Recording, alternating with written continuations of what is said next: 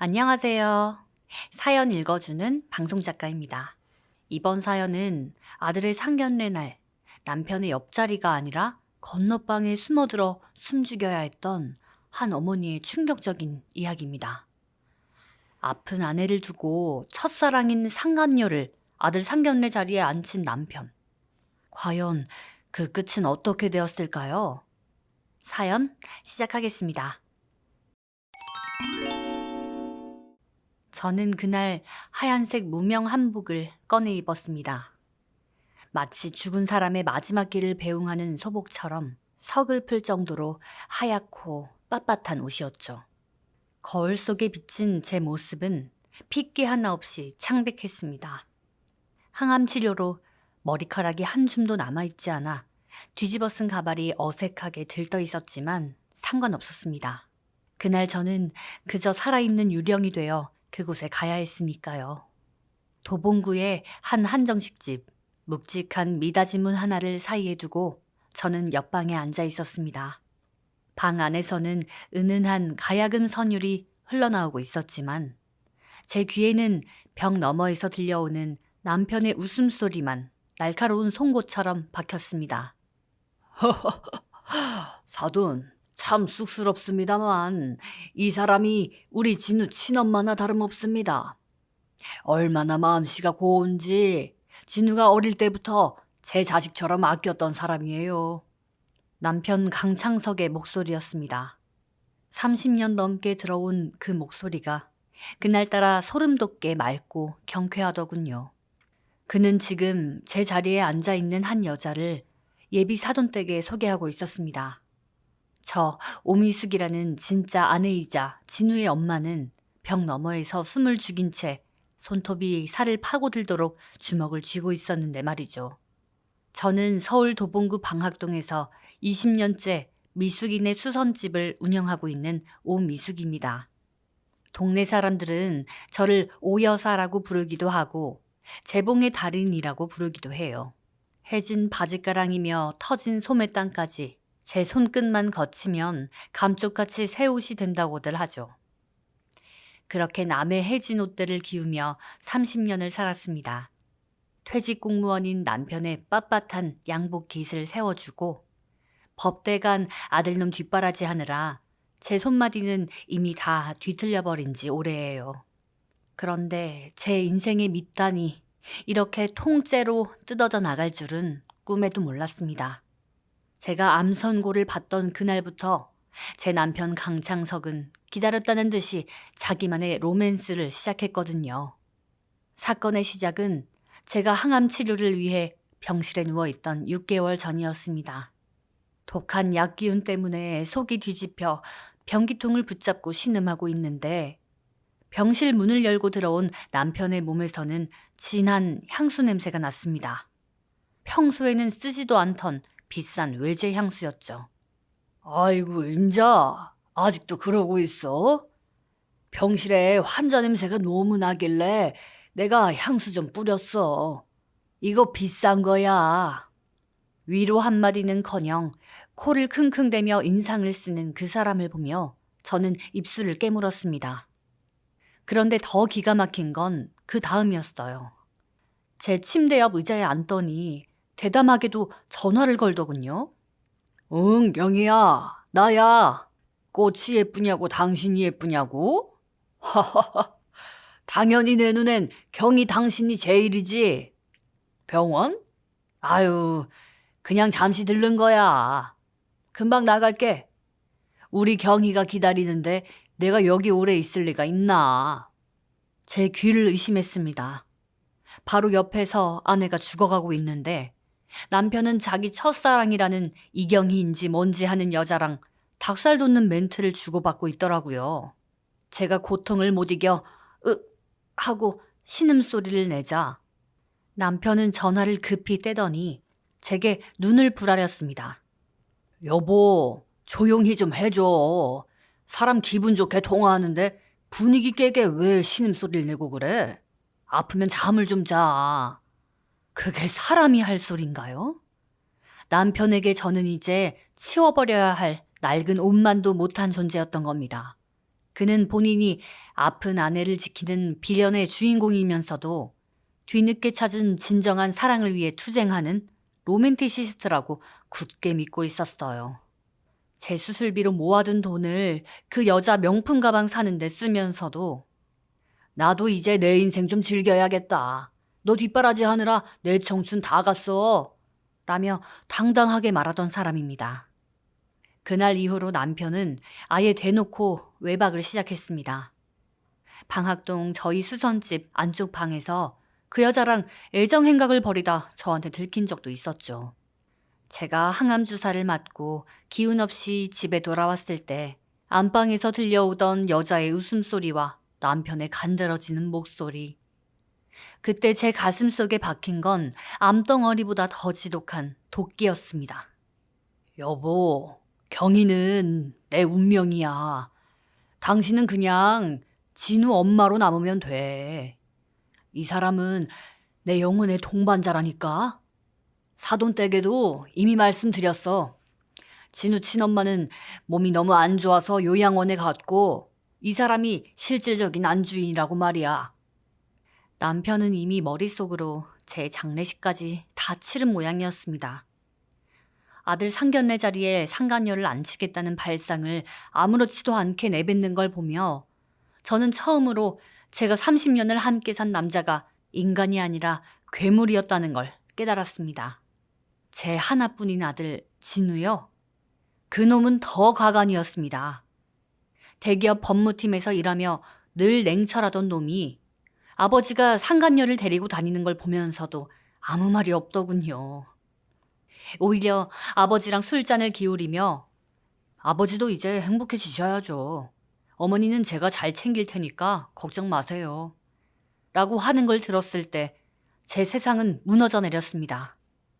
진우야, 너 어떻게 그럴 수 있니? 내가 너를 어떻게 키웠는데. 어머니, 흥분하지 마세요. 건강이 안 좋아요.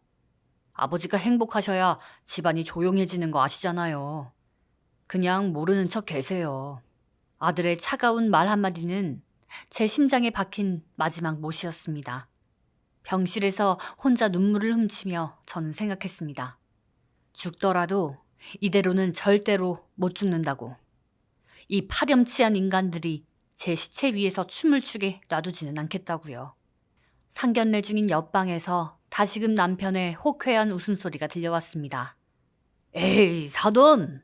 우리 경희가 겉보기에만 고운 게 아니라 살림 솜씨도 보통이 아닙니다. 진우가 나중에 며느리 데려오면 이 사람이 다 가르칠 거예요. 친엄마보다 더 극진하게 할 사람이라니까요. 그 말을 듣는 순간 제 입가에 비릿한 미소가 번졌습니다. 그래, 강창석 씨. 지금 마음껏 웃어줘. 곧 피눈물을 흘리게 될 테니까. 저는 어금니를 꽉 깨물었습니다. 벽 너머의 대화는 점점 더 가관으로 흘러갔습니다. 상간녀 경희는 교양 있는 척 목소리를 깔며 예비 며느리 지선이에게 훈수까지 두더군요. 지선양, 시어머니 모시는 게 쉬운 일은 아니지만 나만 믿고 따라와요. 내가 진우를 친자식처럼 생각하니까 지선양도 내 딸처럼 아껴줄게. 뻔뻔함에도 급수가 있다면 저 여자는 분명 맨 꼭대기에 있을 겁니다. 남의 가정을 파탄내고 병든 조강지처를 밀어낸 자리에 앉아 감히 시어머니 행세를 하다니요. 저는 금방이라도 터져나올 것 같은 분노를 가라앉히고 손목시계를 확인했습니다. 약속된 시간이 다가오고 있었죠. 제 손은 떨리고 있었지만 그건 두려움이 아니라 흥분이었습니다. 30년 수선집 인생에서 가장 거칠고 단단한 가죽을 잘라내야 하는 순간이 왔음을 직감했죠. 저는 천천히 자리에서 일어났습니다. 하얀 한복 옷깃을 정갈하게 매만지고 미다짐은 손잡이에 손을 올렸습니다. 문 너머에서 들려오는 남편의 목소리가 마지막으로 귓가를 스쳤습니다. 자, 우리 새로운 가족의 탄생을 위해서 건배할까요? 명랑하다 못해 해맑기까지 한 남편의 목소리에 저는 콧방귀를 뀌며 문고리를 힘껏 움켜쥐었습니다. 하지만 웬일인지 몸이 그대로 굳어버렸죠. 문고리를 쥔 손에 힘이 들어갈수록 방학동 시장통 구석에서 먼지를 뒤집어 쓰고 살았던 그 지긋지긋한 세월들이 파노라마처럼 스쳐 지나갔거든요. 제 인생은 그저 남의 해진 옷감을 기우고 메우는 수선 그 자체였는데 정작 제 인생이 어디서부터 어떻게 뜯어져 나갔는지는 뒤늦게야 알게 되었죠. 30년 전 공무원 시험 준비를 하던 강창석 씨와 살림을 차렸을 때 제가 가진 건 중고 재봉틀 한 대뿐이었습니다. 남편은 자존심이 무척 강한 사람이었어요. 내가 공직자가 되면 당신은 손에 물 한 방울 안 묻히게 해주겠다 하던 그 호기로운 약속. 저는 그걸 철석같이 믿었죠. 남편이 고시원방에서 책장을 넘길 때 저는 방학동 낡은 다세대 주택 지하방에서 밤새 재봉틀을 돌렸습니다. 드르륵 드르륵 그 소리가 제 자장가였고 우리 아들 진우의 태교 음악이었어요. 남편이 드디어 9급 공무원에 합격하던 날 저는 시장 입구에 아주 작은 미숙인의 수선 간판을 달았습니다. 남편의 빳빳한 와이셔츠 깃을 매일 아침 다리미로 세우면서 저는 참 행복했어요. 창석 씨, 당신은 나란일 하느라 바쁘니까 집안일이랑 돈 걱정은 말아요. 내가 다 알아서 할게요. 그렇게 말하며 웃던 제 모습이 지금 생각하면 참으로 미련하기 짝이 없네요. 남편이 승진할 때마다 저는 제 가게의 규모를 조금씩 키웠습니다. 남편의 체면을 위해 비싼 양복을 맞춰주고 아들 진우를 법대에 보내기 위해 제 손가락 끝은 항상 바늘에 찔려 짓물러 있었죠. 수선집 손님들이 가져오는 옷들은 참 다양했습니다. 기름때 절은 작업복부터 비싼 실크드레스까지. 저는 그 옷들을 만지며 사람들의 사연을 읽었어요. 하지만 제가 정작 못 읽은 건 제 남편이 입고 나가는 옷에서 풍기는 낯선 냄새였습니다. 사건의 전조는 남편의 명예퇴직을 1년 앞둔 시점이었습니다. 그날도 저는 허리가 끊어질 듯한 통증을 참으며 손님의 바지 밑단을 줄이고 있었어요. 요즘 들어 부쩍 몸이 무겁고 피곤하다 싶었는데 갑자기 가슴 쪽에서 딱딱한 멍울이 만져지는 겁니다. 가슴이 철렁 내려앉더군요. 다음날 혼자 병원을 찾았고 의사는 담담하게 유방암이라는 세 글자를 내뱉었습니다. 하늘이 무너지는 것 같았습니다. 제가 지난 30년을 어떻게 살았는데 이제 남편 퇴직하고 같이 좀 편하게 살아볼까 싶었는데 암이라니요. 그날 저녁 퇴근한 남편에게 어렵게 입을 뗐습니다. 여보, 나 암이래. 수술도 해야 하고 항암 치료도 받아야 한대요. 그런데 돌아온 남편의 반응은 제 상상을 초월했습니다. 위로나 걱정은커녕 남편은 젓가락을 탁 내려놓으며 짜증 섞인 목소리로 소리를 지르더군요. 야, 오미숙, 너 진짜 이럴 거야? 나 이제 퇴직하고 남은 인생 좀 즐겨보려고 계획 다 세워놨는데 왜 갑자기 암에 걸려서 찬물을 끼얹냐고? 너 일부러 그러지? 내 발목 잡으려고? 그 말이 제 가슴의 암덩어리보다 더 날카로운 칼날이 되어 박혔습니다. 30년을 뒷바라지한 아내에게 어떻게 저런 말을 할 수 있을까요? 남편에게 저는 사랑하는 아내가 아니라 본인의 화려한 노후를 방해하는 고장난 기계쯤으로 여겨졌던 겁니다. 그날 이후로 남편은 대놓고 저를 피하기 시작했습니다. 집안에서 마주치기만 해도 환자 냄새 난다. 집안 분위기 칙칙하다. 하며 인상을 썼고 아예 거실 소파에서 잠을 자기 시작했죠. 항암 치료를 시작하면서 제 머리카락은 한 움큼씩 빠지기 시작했습니다. 거울 속에 비친 제 초라한 모습에 매일 밤 눈물을 흘리는데 남편은 매일같이 비싼 정장을 차려입고 콧노래를 부르며 밖으로 돌았습니다. 퇴직금으로 자기만의 새 출발을 하겠다며 스포츠 센터를 다니고 등산 모임에 나가더군요. 그때까지만 해도 저는 그저 남편이 현실을 도피하고 싶어서 저러는 줄로만 알았습니다. 하지만 진실은 제 수선집 안쪽 방에서 밝혀졌습니다. 항암 치료를 마치고 기운 없이 가게 문을 열었던 어느 날이었죠. 몸이 너무 안 좋아 가게 안쪽에 마련된 작은 휴식용 골방에서 잠시 잠이 들었습니다. 그런데 밖에서 낯선 여자의 웃음소리가 들리는 겁니다. 아이, 창석 씨, 진짜 웃겨. 그럼 그 여자는 이제 입원하는 거야? 말도 마, 형이야. 집안에 들어가면 소독약 냄새에 환자 냄새가 진동을 해서 살 수가 없어. 당신 같은 꽃향기를 맡아야 내가 살지. 곧 병원에 처박아 버리려고. 내 첫사랑, 드디어 이렇게 만났는데 내가 당신을 어떻게 놓치겠어. 그건 제 남편 강창석의 목소리였습니다.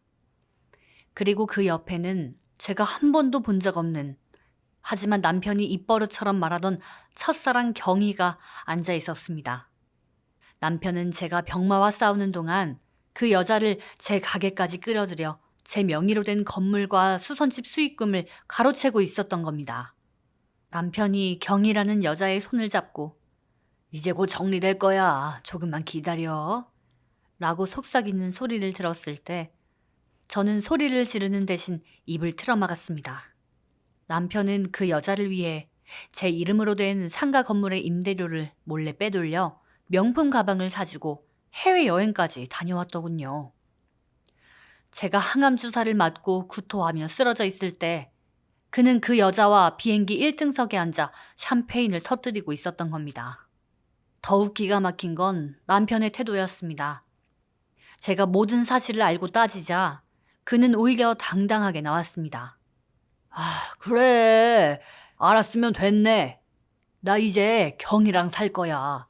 당신은 그냥 이 집에서 조용히 죽은 듯이 지내. 내가 병원비는 대줄 테니까. 하지만 내 인생에 더 이상 간섭하지 마. 우리는 이제 끝났어. 그 파렴치한 선언을 듣고 저는 결심했습니다. 이 인간을 그냥 곱게 보내주지는 않겠다고 말이죠. 하지만 몸은 약해질 대로 약해져 있었고 믿었던 아들 진우마저도 아버지의 불륜 사실을 알면서도 묵인하는 듯한 태도를 보였습니다. 진우는 냉철한 목소리로 어머니, 지금은 참으세요. 제가 알아서 할게요. 라는 말만 반복했죠.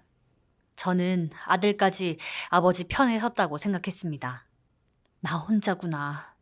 이 세상에 내 편은 아무도 없구나. 라는 생각이 들 때마다 저는 수선집 가위를 손에 꽉 쥐었습니다.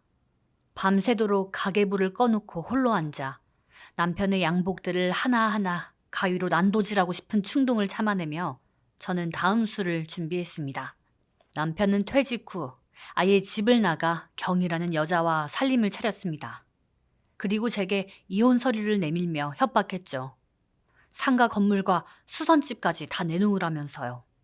저는 그 멸시와 모욕을 악착같이 버텼습니다. 그렇게 6개월이 지났습니다. 저는 죽어가는 몸을 이끌고 억지로 밥을 떠넣었습니다. 복수를 위해서라도 살아야 했으니까요. 그리고 드디어 아들 진우의 결혼식이 다가왔습니다. 남편은 뻔뻔하게도 상견례 자리에 제가 아닌 그 상간녀를 앉히겠다고 통보해왔습니다. 사돈댁에는 당신 몸이 안 좋아서 요양원 갔다고 했으니까 오지 마. 라면서요. 저는 그때 결심했습니다. 오늘 저 상견례 자리가 강창석 당신의 장례식장이 될 거라는 걸요. 30년 동안 남의 옷만 수선하며 살았던 오미숙이가 당신의 그 썩어 빠진 인생을 어떻게 통째로 도려냈는지 똑똑히 보여주겠다고 다짐하며 저는 하얀 한복을 입었습니다. 그리고 상견례를 위해 예약된 바로 옆방에 자리를 잡았죠. 그리고 조용히 때를 기다리고 있었던 겁니다. 미닫이 문 너머에서 들려오는 아들의 목소리는 여전히 무미건조했습니다. 예, 아버지. 경희 아주머니께서 잘 챙겨주시겠죠. 그 목소리를 들으니 일주일 전 병실에서 제 손을 잡던 아들의 차가운 손이 다시금 떠오르더군요. 그때까지만 해도 저는 그 손이 저를 밀어내는 거절의 손인 줄만 알았습니다. 제가 평생을 바쳐 키운 아들마저 남편의 파렴치한 행보에 동조하며 저를 버렸다고 생각했으니까요. 제 아들 진우는 어릴 때부터 감정 표현이 거의 없는 아이였습니다. 엄격하고 가부장적인 제 남편 밑에서 자라며 남자는 과묵해야 하고 감정을 드러내는 건 나약한 짓이라는 가스라이팅을 은연중에 받아왔거든요. 아버지가 큰 소리를 치면 묵묵히 고개를 숙였고 제가 눈물을 흘리면 말없이 제 곁에 앉아있던 아이였습니다. 대기업 법무팀에 들어간 뒤로는 더더욱 말수가 줄어들어 가끔은 제가 낳은 자식이 아니라 남처럼 느껴질 때도 있었죠. 남편이 상간녀 경리를 제 수선집까지 끌어들이고 제 명의로 된 건물 임대료를 가로채기 시작했을 때 진우는 오히려 아버지와 술잔을 기울였습니다. 아버지도 아버지의 인생이 있으니까요. 그 한마디를 내뱉는 아들의 뒷모습을 보며 저는 수선집 구석에서 얼마나 소리 없이 울었는지 모릅니다. 내가 너를 어떻게 법대에 보냈는데 네가 어떻게 나한테 이럴 수 있니? 속으로 수천 번을 되뇌었죠. 그런데 퇴원 전날 밤이었습니다. 남편은 경희와 여행을 간다며 병실에 얼굴도 비추지 않았고 저는 캄캄한 병실에서 혼자 천장을 보고 누워 있었습니다. 그때 문이 열리고 진우가 들어왔어요. 그 녀석은 평소처럼 아무 말 없이 제 침대 옆 의자에 앉았습니다. 그리고는 가방에서 두툼한 서류 봉투 하나를 꺼내 제 무릎 위에 올려놓더군요. 이게 뭐니? 어머니, 제가 아버지를 따르는 척했던 건 제 직업병 같은 겁니다. 상대가 방심할 때 가장 확실한 패를 쥐어야 하니까요. 진우의 목소리는 여느 때보다 낮고 단단했습니다. 떨리는 손으로 봉투 안의 서류들을 꺼내보았습니다. 거기에는 남편이 지난 1년간 경이라는 여자와 어디서 무엇을 했는지, 제 건물의 임대료가 어느 계좌로 흘러가서 어떤 명품 가방과 시계로 변했는지 소름 끼치도록 상세하게 정리된 내역서가 들어있었습니다. 카드 결제 일시, 장소, 심지어 블랙박스 영상 캡처본까지 말이죠. 아버지, 아니 강창석 씨는 지금 본인이 로맨스의 주인공인 줄 아십니다. 첫사랑이라는 환상에 눈이 멀어서 본인 주변이 어떻게 돌아가는지도 모르고 계세요. 그 이경이라는 여자, 알고 보니 유부녀더군요. 저는 심장이 멎는 줄 알았습니다. 진우의 말에 따르면 이경이는 이미 결혼한 상태였고 그녀의 남편은 악질적인 사기꾼이었습니다. 경이는 그저 남편이 시키는 대로 움직이는 꼭두각시였던 거예요. 강창석 씨의 퇴직금과 제 건물을 털어먹기 위해 기획된 꽃뱀 노름에 제 남편은 첫사랑이라는 달콤한 이름에 속아 제 발로 기어들어간 거였습니다. 그 여자는 멍청합니다. 자기가 무슨 짓을 하는지도 정확히 모를 정도로요. 그저 돈만 주면 헤헤거리는 멍청한 인간이죠. 하지만 뒤에서 조종하는 남편은 다릅니다. 이미 아버지의 퇴직금 절반이 그쪽 명의의 유령 회사로 흘러갔어요. 진우는 차분하게 설명을 이어갔습니다. 평소 무뚝뚝함 속에 감춰왔던 그 냉철한 법률적 지식들이 지금은 오로지 저를 지키기 위한 칼날이 되어 번뜩이고 있었습니다. 아들은 이미 며느리 지선이와도 모든 이야기를 마친 상태였습니다. 지선이는 똑똑하고 영리한 아이라 이 기막힌 상황을 듣고도 파혼은커녕 오히려 진우의 복수 계획에 적극적으로 동참하겠다고 나섰다더군요. 어머니, 상견례 날 그 한정식집 옆방으로 오세요. 제가 미리 예약해뒀습니다. 벽이 얇아서 다 들릴 겁니다. 아버지가 그 여자를 어떻게 소개하는지, 그 여자가 며느리 앞에서 얼마나 뻔뻔하게 구는지 똑똑히 들으세요. 그리고 제가 신호를 주면 그때 문을 여시는 겁니다. 진우는 제 손을 꼭 잡았습니다. 아들의 손이 그렇게 뜨거운 줄 처음 알았습니다. 그동안 과묵하게만 보였던 그 태도가 사실은 아버지가 눈치채지 못하게 뒤에서 증거를 수집하기 위한 철저한 가면이었다는 걸 깨닫는 순간 저는 참았던 울음을 터뜨렸습니다. 아들은 제 눈물을 닦아주지도 않고 그저 제 손을 더 꽉 쥐어줄 뿐이었죠. 어머니, 30년 동안 남의 옷 기워주느라 정작 어머니 인생 해진 건 못 보셨잖아요. 이제 제가 다 수선해드릴게요. 강창석 씨가 가진 거, 그 여자한테 퍼준 거 하나도 빠짐없이 다 찾아올 겁니다. 법적으로 완벽하게요. 진우는 가방에서 또 다른 서류 한 장을 꺼냈습니다. 부동산 증여계약 해제 통지서와 성본 변경 신청서였습니다. 아들은 이미 제가 남편에게 증여했던 건물의 권리를 되찾아올 법적 장치를 마련해 두었고, 심지어 본인의 성을 강씨에서 오씨로 바꾸겠다는 서류까지 준비해 둔 상태였습니다. 아버지는 항상 말씀하셨죠. 남자는 과묵해야 하고 가문의 전통이 중요하다고. 그 잘난 가문 제 손으로 끝내드리겠습니다. 저는 이제 어머니의 아들 오진우로 살 겁니다. 그 말을 듣는데 소름이 돋더군요. 제 아들이었지만 정말 무서운 녀석이었습니다. 하지만 그 무서움이 저에게는 세상 그 무엇보다 든든한 방패가 되었습니다.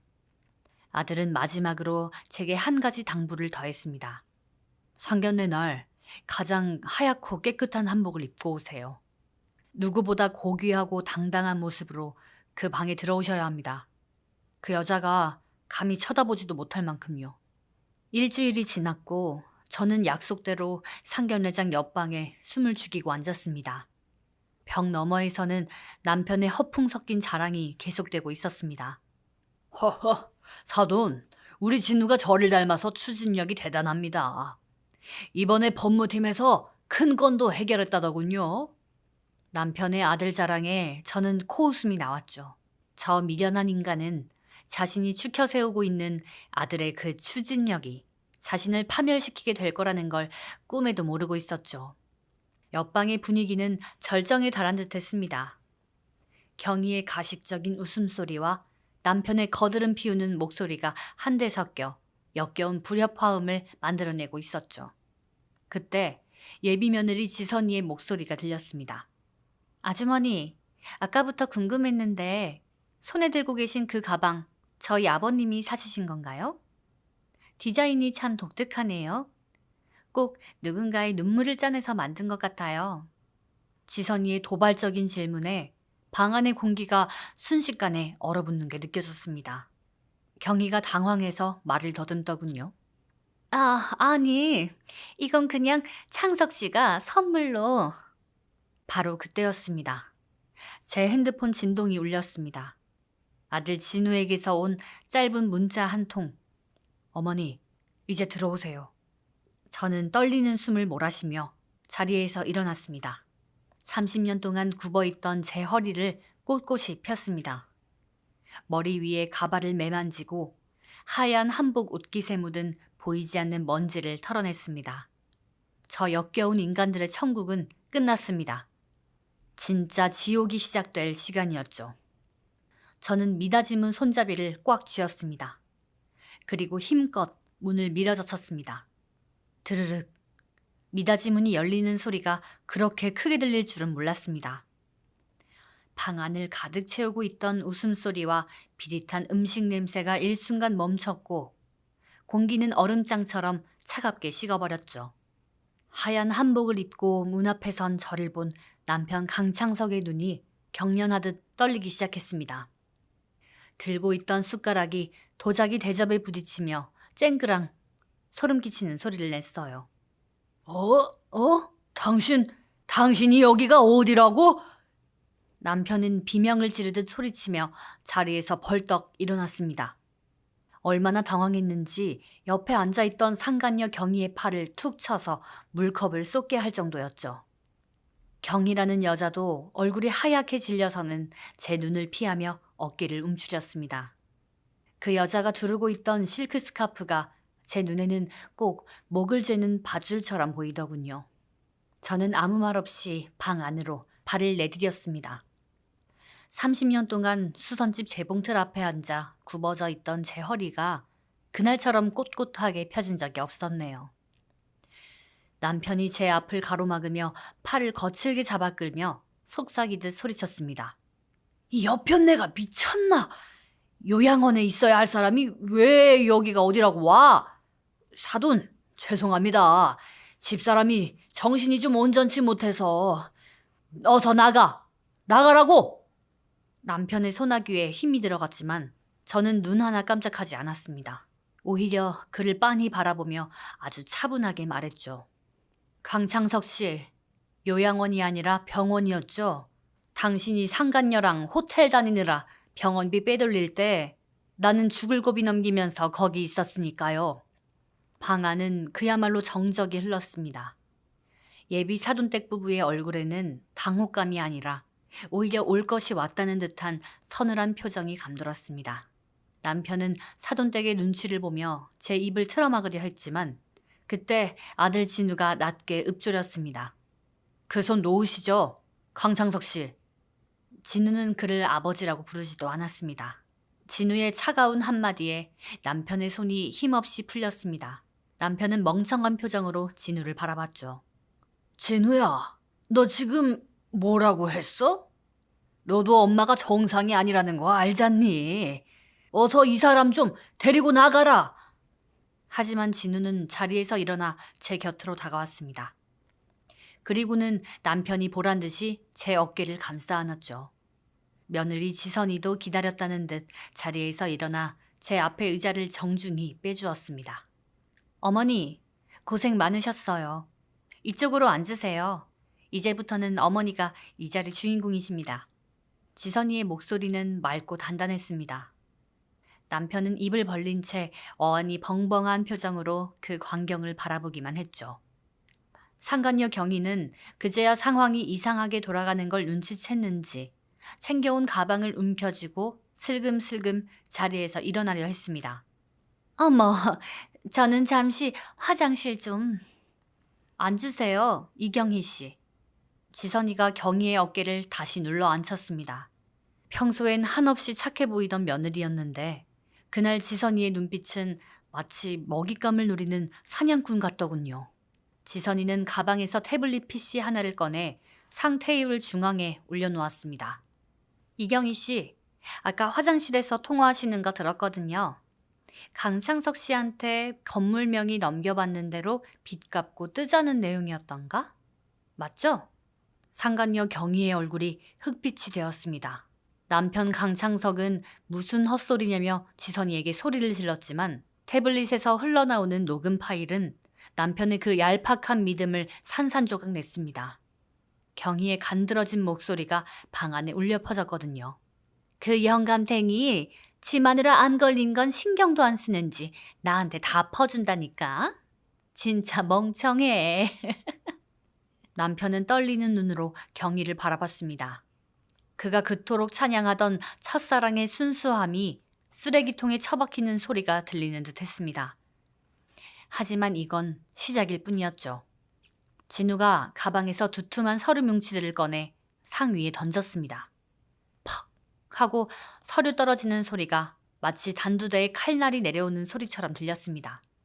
강창석 씨, 당신이 이경희 씨 명의로 빼돌린 건물 임대료와 퇴직금, 그리고 어머니 명의의 수선집 수익금들 제가 추적해서 정리한 자금 흐름도입니다. 징역예약 해제 통지서도 동봉했습니다. 상대방의 배신 행위가 입증될 경우 이미 증여한 재산도 찾아올 수 있다는 거 법 공부한 아들 뒀으면 알고 계셨어야죠. 진우의 말 한마디 한마디가 남편의 심장에 대못을 박았습니다. 남편은 서류를 훑어보더니 손을 부르르 떨며 소리쳤습니다. 이놈이 애비한테 어떻게 이럴 수 있어? 내가 너를 어떻게 키웠는데? 저를 키운 건 강창석 씨의 훈계가 아니라 어머니가 밤새 돌린 재봉틀 소리였습니다. 당신이 퇴근해서 거드름 피우며 술 마실 때 어머니는 밤새 남의 옷 바느질하며 제 등록금 버셨다고요. 그런데 당신은 그 돈을 이 여자 빚 갚는 데 썼습니까? 진우의 목소리가 처음으로 격양되었습니다. 무뚝뚝했던 아들의 눈에 눈물이 고이는 걸 보며 저도 참았던 눈물이 하얀 한복 소매단 위로 툭 떨어졌습니다. 남편은 이제 제정신이 아니었습니다. 옆에 있던 경희의 머리채를 잡으려 들었죠. 이 악독한 년아, 네가 감히 나를 속여? 네 남편이 사기꾼이라고? 내 돈 내놔! 내 퇴직금! 난장판이 된 방 안에서 경희가 비명을 질렀습니다. 그런데 그 순간 겁에 질려 떨고만 있던 경희가 도끼를 품은 목소리로 맞받아치더군요. 야, 강창석, 너도 웃기지 마. 돈 몇 푼 쓴 거 가지고 어디서 유세야? 너는 그저 네가 제일 잘난 줄 아는 늙은이일 뿐이야. 네 마누라 아픈 거 보기 싫어서 도망칠 구실이 필요했던 거잖아. 날 사랑해서 만난 게 아니라 그저 네가 비겁해서 나한테 매달린 거라고. 경희의 그 악에 바친 바른 말 한마디가 남편의 마지막 자존심을 난도질했습니다. 남편은 충격받은 듯 뒤로 비틀거리며 주저앉았습니다. 그토록 고고한 척, 세상에서 제일 훌륭한 인품을 가진 척했던 남자의 최후는 그렇게 비참하고 추했습니다. 진우는 차분하게 마지막 서류 한 장을 더 꺼냈습니다. 그리고 이건 제가 장모님께도 정식으로 허락받은 겁니다. 저 오늘부로 성본 변경 신청했습니다. 이제 강진우가 아니라 어머니 성을 따서 오진우로 살 겁니다. 강창석 씨와는 법적으로 남이 되겠다는 소리죠. 제 결혼식장에 당신 자리는 없습니다. 남편은 넋이 나간 듯 진우를 바라보다가 저를 향해 기어왔습니다. 제 한복 밑단을 붙잡으며 애원하더군요. 임자, 미수가 내가 잘못했어. 내가 잠시 미쳤었나 봐. 응? 우리 아들 좀 말려줘. 우리가 같이 산 세월이 30년이야. 그러니까 한 번만 용서해주라. 응? 그의 손이 제 옷에 닿는 순간 소름 끼치는 불쾌감이 전신을 훑었습니다. 저는 차갑게 그 손을 뿌리쳤습니다. 30년 동안 남의 옷은 수없이 기워줬지만 썩어 문드러진 인간관계는 기워 쓸 수 없다는 걸 이제야 알았거든요. 강창석 씨, 당신이 그랬죠? 집안에 환자 냄새 나서 살 수가 없다고. 이제 당신 몸에서 나는 그 썩은 내 맡으며 혼자 사세요. 아들 성까지 바뀌었으니 당신은 이제 대를 이을 자식도 없는 혼자가 된 겁니다. 저는 자리에서 일어났습니다. 사돈댁 부부는 말없이 고개를 끄덕이며 저를 배웅해 주셨습니다. 사실 사돈댁은 이미 진우를 통해 모든 사정을 듣고 오늘 이 참교육 연극을 위해 일부러 모른 척하며 자리를 지켜주셨던 겁니다. 그분들의 따뜻한 시선이 느껴지자 가슴 한구석이 뭉클해졌습니다. 지선아, 진우야, 가자. 이런 냄새 나는 곳에 더 있을 이유 없구나. 저는 뒤도 돌아보지 않고 방을 나섰습니다. 등 뒤로 남편이 울부짖는 소리와 경희가 악을 쓰는 소리가 들려왔지만 그건 더 이상 제 인생의 소음이 아니었습니다. 식당 복도를 걸어 나오는데 가슴속을 짓누르던 암덩어리가 조금은 가벼워진 기분이 들더군요. 바깥 공기는 차가웠지만 상쾌했습니다. 하얀 한복 치맛자락이 밤바람에 흩날렸습니다. 30년 수선집 인생, 제 인생의 가장 큰 얼룩을 드디어 깨끗하게 지워낸 밤이었습니다. 진우가 제 곁으로 다가와 외투를 걸쳐주었습니다. 어머니, 고생하셨어요. 이제 우리 집으로 가요. 강창석 씨가 발도 못 붙이게 번호키도 다 바꿨습니다. 그래, 진우야, 고맙다. 정말 고마워. 저는 아들의 손을 잡았습니다. 그 차가웠던 아들의 손이 이제는 제 인생을 지탱해주는 가장 뜨겁고 든든한 기둥이 되어 있었습니다. 방학동 수선집으로 돌아가는 길, 저 멀리 보이는 밤하늘이 오늘따라 참 맑았습니다. 그날의 폭풍 같았던 상견례가 지나고 벌써 계절이 2번이나 바뀌었습니다. 방학동 시장 골목에는 여전히 매서운 칼바람이 불어오지만 제 가게 안만큼은 훈훈한 온기가 가득해요. 예전에는 남의 해진 옷감을 기우느라 먼지 구덩이 속에서 콜록대며 밤을 지새웠지만 지금 제 손에는 세상에서 가장 화려하고 아름다운 실크 원단이 들려 있습니다. 바로 우리 아들 진우와 며느리 지선이가 결혼식 때 입을 예복을 제 손으로 직접 만들고 있거든요. 상견례장 문을 박차고 나온 그날 이후 제 인생은 정말 마법처럼 변했습니다. 법무팀 에이스라던 우리 아들놈은 제가 생각했던 것보다 훨씬 더 독하고 치밀한 구석이 있더라고요. 아들은 강창석 씨가 상간녀 경희에게 퍼주었던 제 명의의 상가 임대료와 수선집 수익금을 법적으로 낱낱이 파헤쳤습니다. 부부 사이에도 일정한 선을 넘는 재산 유출은 법적으로 되찾아올 수 있다는 걸 증명해냈죠. 결국 강창석 씨는 본인이 그토록 자랑스러워하던 퇴직금의 대부분을 토해내야 했고 그 여자와 살겠다며 나갔던 아파트는 다시 제 이름으로 돌아왔습니다. 강창석 씨요. 그 사람의 최후는 그가 꿈꾸던 로맨틱한 황혼과는 거리가 멀었습니다. 상간녀 경희는 사기꾼 남편이 마지막 남은 돈까지 챙겨 야반도주하자 기다렸다는 듯이 강창석을 버렸습니다. 돈 한 푼 남지 않은 늙은 남자가 그녀에게 무슨 가치가 있었겠어요. 나중에 풍문으로 듣자 하니 경희가 떠나던 날 강창석의 뺨을 갈기며 지 마누라 암 걸렸을 때 도망칠 구실이나 찾던 비겁한 인간이 나한테 뭘 바래? 하고 소리를 질렀다더군요. 참으로 그 인간다운 비참한 결말이었죠. 한 번은 강창석 씨가 초췌해진 모습으로 제 수선집 문 앞을 서성인 적이 있었습니다. 무릎을 꿇고 울면서 한 번만 용서해달라고, 다시는 안 그러겠다고 빌더군요. 하지만 저는 문조차 열어주지 않았습니다. 그 사람의 구겨진 옷깃을 세워주느라 제 허리가 굽는 줄도 몰랐던 세월이 아까워서라도 다시는 그 인간의 썩은 인생을 기워줄 마음이 없었거든요.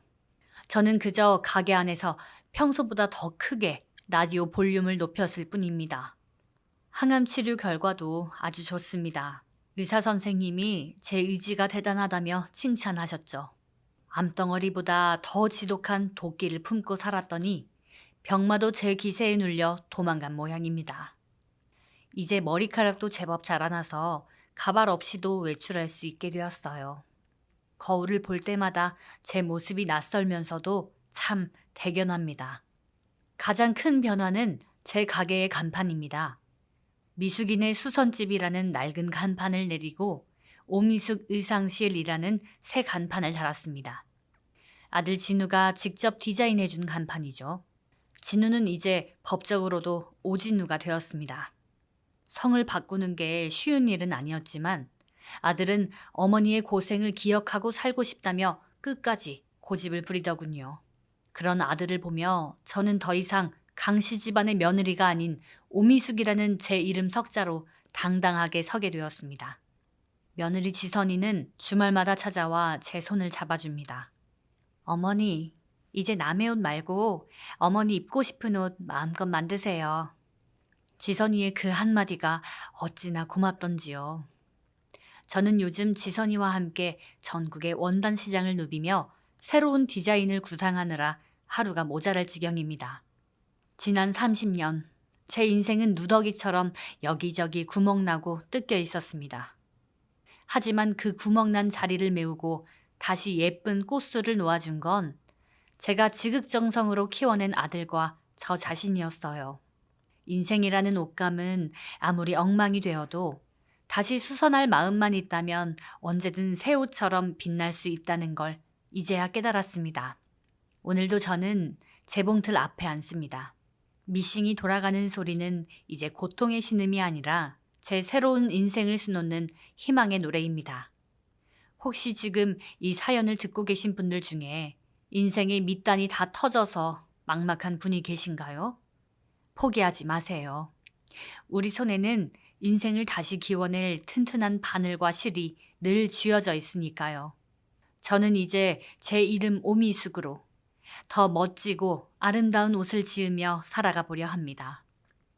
제 이야기가 누군가에게 작은 용기가 되었으면 좋겠네요. 네, 지금까지 서울 도봉구에서 오미숙 씨의 사연이었습니다. 30년 세월, 남의 옷을 기워주던 그 정성스러운 손길로 결국 스스로의 인생도 멋지게 수선하셨네요. 아픈 아내를 두고 첫사랑 타령이나 하던 어리석은 남자의 망상이 그야말로 박살나버린 속 시원한 사이다였습니다. 여러분도 혹시 내 마음 어딘가 해진 곳이 있다면 오늘 밤 스스로에게 따뜻한 위로의 바느질을 한번 해보시는 건 어떨까요? 이 사연이 재미있으셨다면 구독과 좋아요로 응원해주세요. 더 좋은 사연으로 찾아오겠습니다. 여러분, 사랑합니다.